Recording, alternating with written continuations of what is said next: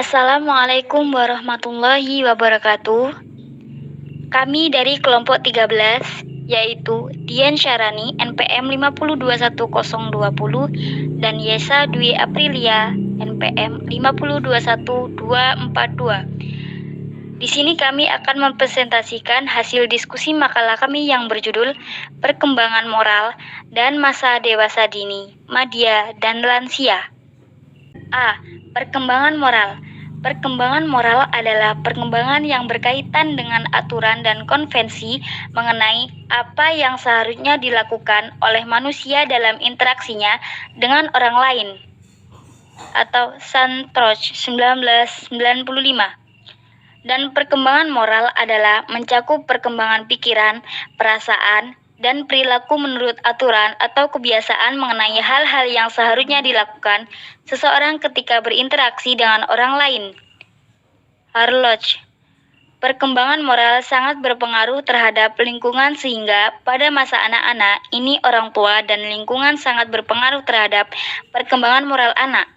Moral yang positif akan berdampak baik untuk kedepannya, dan begitu sebaliknya. Jika anak kecil hanya menerima moral yang negatif, maka si anak akan berkembang tidak sesuai dengan yang diharapkan oleh orang tuanya.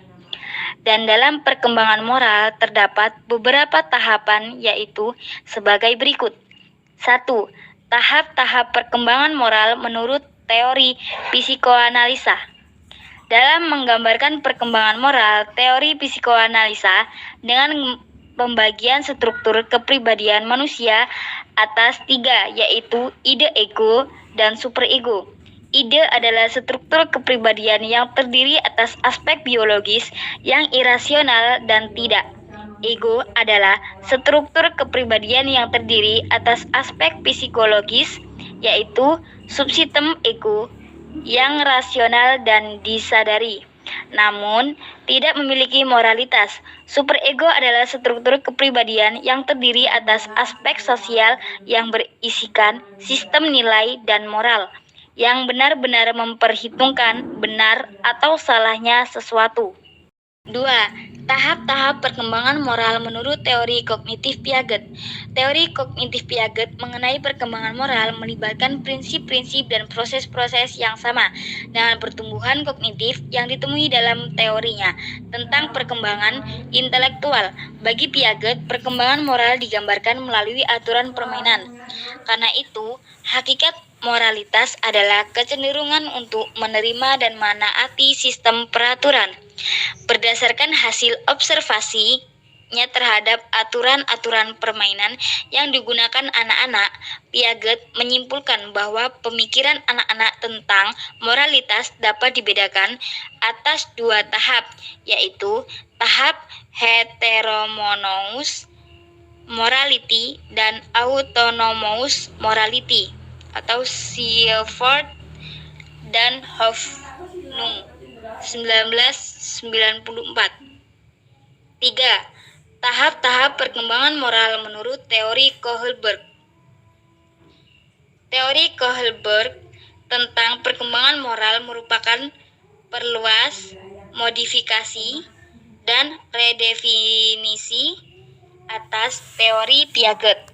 Teori ini didasarkan atas analisisnya terhadap hasil wawancara dengan anak laki-laki usia 10 hingga 16 tahun yang dihadapkan pada suatu dilema moral, di mana mereka harus memilih antara tindakan menaati peraturan atau memenuhi kebutuhan hidup dengan cara yang bertentangan dengan peraturan. 4. Tahap-tahap perkembangan moral menurut teori behavioristik. Behavioristik adalah sebuah aliran dalam pemahaman tingkah laku manusia yang dikembangkan oleh John B. Watson 1878 sampai 1958. Seorang ahli psikologi Amerika pada tahun 1930 sebagai reaksi atas teori psikodinamika. Perspektif behavioral ini berfokus pada peran dari belajar dalam menjelaskan tingkah laku manusia.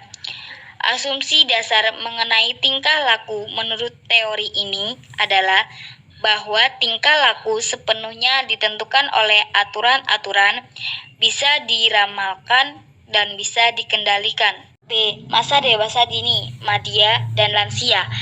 Menurut Elizabeth Bertner Harlow 1991 atau 46, masa dewasa biasa dikelompokkan pada periode yang menunjukkan perubahan bersamaan dengan masalah penyesuaian diri dan tekanan berdaya, serta harapan yang timbul akibat perubahan tersebut. Harlow membagi masa dewasa dalam 3 kelompok. 1. Makna masa dewasa dini atau dewasa awal. Menurut Harlow 1991 atau 246, masa dewasa dini atau masa dewasa awal merupakan masa penuh konflik di antara ketiga pola atau masa dewasa awal, madya, dan masa tua. Harlow mendefinisikan masa dewasa dini sebagai periode penyesuaian diri terhadap pola kehidupan baru dan harapan sosial baru. Orang dewasa muda diharapkan dapat memainkan peran baru, seperti peran suami istri, orang tua, pencari nafkah, dan mengembangkan sikap baru, keinginan baru, dan nilai-nilai baru. Sesuai dengan tugas baru ini, penyesuaian diri menjadikan periode ini sebagai sesuatu periode khusus dan sulit dari tentang hidup seseorang. A. Batasan usia masa dewasa dini. Secara usia, masa dewasa dini dimulai dari umur 18 tahun sampai sekitar umur 40 tahun. Saat itu terjadi perubahan-perubahan fisik dan psikologis yang disertai dengan berkurangnya kemampuan reproduktif. Harlow menyebutnya sebagai masa penyesuaian pribadi dan sosial. B. Ciri-ciri masa dewasa dini. Berikut ini adalah beberapa ciri-ciri masa dewasa dini, yaitu 1. Masa dewasa dini sebagai masa pengaturan. 2. Masa dewasa dini sebagai usia reproduktif. 3. Masa dewasa dini sebagai masa bermasalah.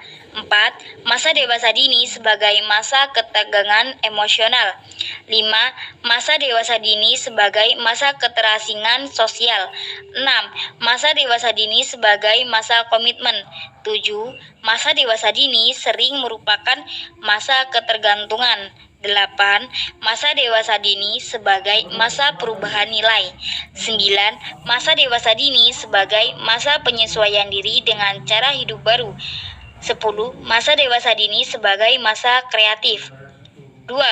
Makna masa dewasa madya. Menurut Harlow 1991 atau 320, dewasa madya atau yang populer dengan istilah setengah baya dari sudut posisi usia dan terjadinya perubahan fisik ataupun psikologis memiliki banyak kesamaan dengan masa remaja. Jika masa remaja merupakan masa peralihan, dalam arti bukan lagi masa kanak-kanak, tetapi belum bisa disebut dewasa. Pada setengah baya tidak dapat lagi disebut muda, namun juga belum bisa dikatakan tua. Menurut Harlow, masa setengah baya merupakan masa panjang dalam menjalani kehidupan dewasa, yaitu berlangsung sejak usia 40 sampai 60 tahun. Penyesuaian yang menonjol dalam kehidupan manusia pada usia setengah baya atau masa dewasa madya agak berbeda dengan penyesuaian yang dilakukan pada awal masa dewasa. Secara fisik, pada masa remaja terjadi perubahan yang pesat atau menuju ke arah kesempurnaan atau kemajuan yang berpengaruh pada kondisi psikologisnya. Demikian pula individu setengah baya juga mengalami perubahan kondisi fisik, tetapi dalam pengertian terjadi penurunan atau kemunduran. A. Batasan usia masa dewasa madya. Pada umumnya, usia madya atau usia setengah baya dipandang sebagai masa usia antara 40 sampai 60 tahun. Masa tersebut ditandai oleh perubahan jasmani dan mental. Pada usia 60 tahun terjadi penurunan kekuatan fisik yang sering diikuti oleh penurunan daya ingat. Walaupun banyak yang mengalami perubahan-perubahan tersebut lebih lambat daripada masa lalu, garis batas tradisionalnya masih tampak. Meningkatnya kecenderungan untuk pensiun pada usia 60-an sengaja atau tidak sengaja menganggap usia 60-an sebagai garis batas antara usia lanjut dan usia madya. B. Ciri-ciri masa dewasa madya. Masa dewasa usia madya merupakan masa yang berlangsung dalam rentang waktu yang cukup panjang, sehingga masa usia madya atau masa setengah baya ini mempunyai berbagai ciri yang menunjukkan banyaknya permasalahan pada masa ini. Menurut Harlach 2007 atau 320 mengungkapkan bahwa terdapat sejumlah ciri tersebut diantaranya sebagai berikut. 1. Masa transisi dan stres. 2. Usia yang berbahaya dan menakutkan. 3. Masa berprestasi. 4. Masa evaluasi diri. 5. Masa jenuh. Dan 6. Masa sepi. 3. Makna masa lanjut usia. Usia lanjut adalah periode penutup dalam rentang hidup seseorang. Masa ini dimulai dari 60 tahun sampai meninggal, yang ditandai dengan adanya perubahan yang bersifat fisik dan psikologis yang semakin menurun. Proses menua atau linansia adalah proses alami yang disertai adanya penurunan kondisi fisik, psikologis, ataupun sosial yang saling berinteraksi satu sama lain. A. Batasan usia masa lanjut usia. Menurut Harlach 2002 atau 380, tahap terakhir dalam perkembangan ini dibagi menjadi usia lanjut dini yang berkisar antara usia 60 sampai 70 tahun dan usia lanjut yang dimulai pada usia 70 tahun hingga akhir kehidupan seseorang. Dengan kata lain, orang tua muda atau usia tua usia 65 hingga 74 tahun dan orang tua yang tua atau usia tua akhir 75 tahun atau lebih. Beltesmalt and Stadingers, Kernis and Basman atau orang tua lanjut 85 tahun atau lebih. B. Ciri-ciri masa lanjut usia. Menurut Harlach 2007 atau 380 sampai 382 mengungkapkan bahwa terdapat sejumlah ciri orang tua lanjut usia tersebut diantaranya sebagai berikut.